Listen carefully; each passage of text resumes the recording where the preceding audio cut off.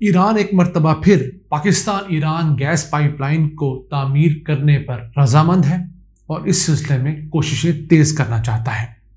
इस बात का ऐलान पाकिस्तान में ईरानी सफीर ने किया।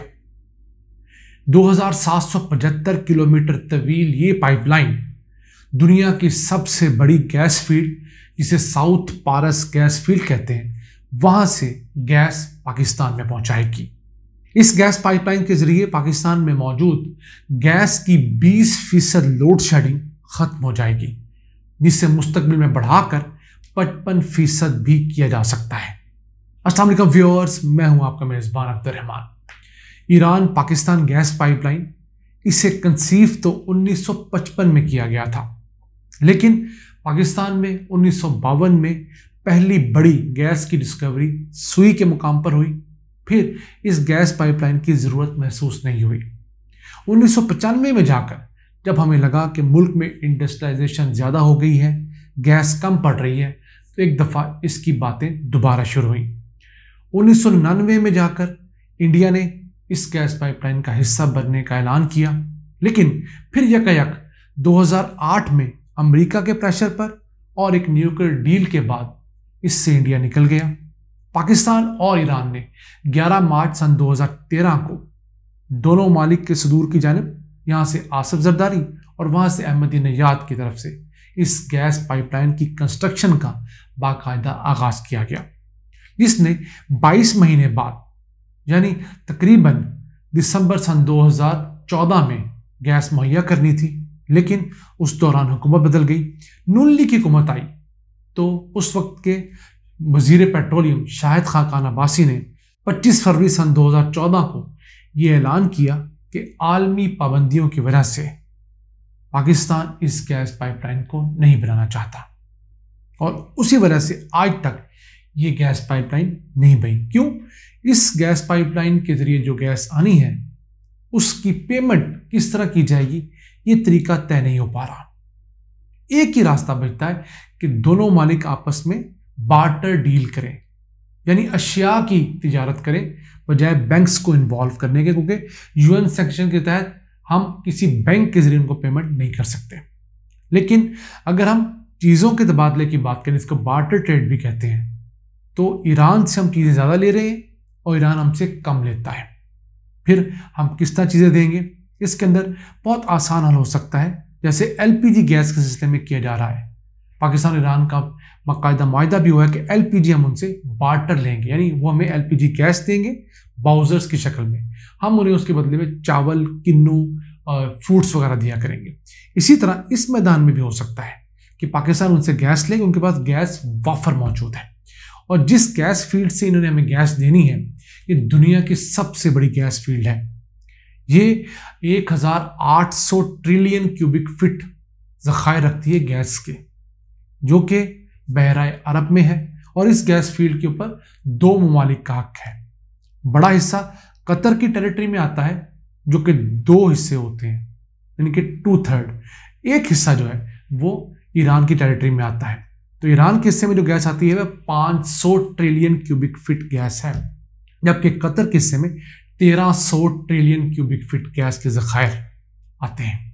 तो ईरान चाहता है इस गैस को फौरी तौर पर निकाले, ये ना हो कि कतर वाली साइड से गैस की एक्सप्लोरेशन ज़्यादा हो और वो ज़्यादा फ़ायदा ले और ईरान पीछे रह जाए। ईरान इसको पहले तो बहुत ज़्यादा रेट्स पे दे रहा था, $11-12 फी MMBTU देना चाहता था, अब तो सस्ता भी देना चाहता है। लेकिन अमेरिका की पाबंदियाँ इस कदर सख्त हैं थ्रू यूएन कि पाकिस्तान वो दुश्मनी मोल लेने की पोजीशन में नहीं है। इसके मुकाबले में जो पाकिस्तान में गैस पैदा हो रही है वो हमें सिर्फ $4 फी MMBTU पड़ती है, यानी इससे 3 गुना सस्ती पड़ती है। तो पाकिस्तान को सबसे पहले तो ये करना चाहिए कि मुकामी सतह पर एक्सप्लोरेशन खूब करनी चाहिए, ताकि हम सस्ती से सस्ती मुकामी गैस पैदा करें। उसके साथ साथ इस तरह के ऑप्शंस, या Tapi, Turkmenistan, Afghanistan, Pakistan, India gas pipeline, उसको भी देखा जा सकता है। मुल्क के अंदर इंडस्ट्री तभी फूलेगी फलेगी जब हम उनको सस्ती बिजली दे पाएंगे, अच्छी गैस की सप्लाई दे पाएंगे, और उसी के ज़रिए पाकिस्तान अपना नाम बना सकेगा। अब इस 2775 किलोमीटर तवील पाइपलाइन का बड़ा हिस्सा, तकरीबन 2000 किलोमीटर का हिस्सा तो ईरान के अंदर है। पाकिस्तान में तकरीबन 785 किलोमीटर का एरिया आता है। पाकिस्तान में ये आएगी ईरान के रास्ते खुजदार तक, बलूचिस्तान। खुजदार से 2 लिंक्स होंगे, एक कराची चली जाएगी जबकि दूसरी मुल्तान चली जाएगी, और फिर पाकिस्तान का जो ऑलरेडी मौजूद गैस का नेटवर्क है उसके साथ मिलकर यही गैस पूरे पाकिस्तान में डिस्ट्रीब्यूट की जा सकेगी। 56 इंच कुतर की ये पाइपलाइन रोजाना 776 मिलियन क्यूबिक फीट गैस मुहैया करेगी। पाकिस्तान आजकल 3300 मिलियन क्यूबिक फीट गैस पैदा करता है रोजाना। उस हिसाब से ये मिकदार 20% बनेगी, यानी ये पाकिस्तान की गैस सप्लाई में 20% इजाफा करेगी। ये अगर दूसरी तरफ देख लें तो हमें शॉर्टफॉल तकरीबन 3300-3500 मिलियन क्यूबिक फीट रोजाना का है, तो हमारे शॉर्टफॉल में भी ये 20% कमी लेकर आएगी। फिर इसको मुस्तकबिल में बढ़ाया जा सकता है, वो भी कॉन्ट्रैक्ट का हिस्सा है।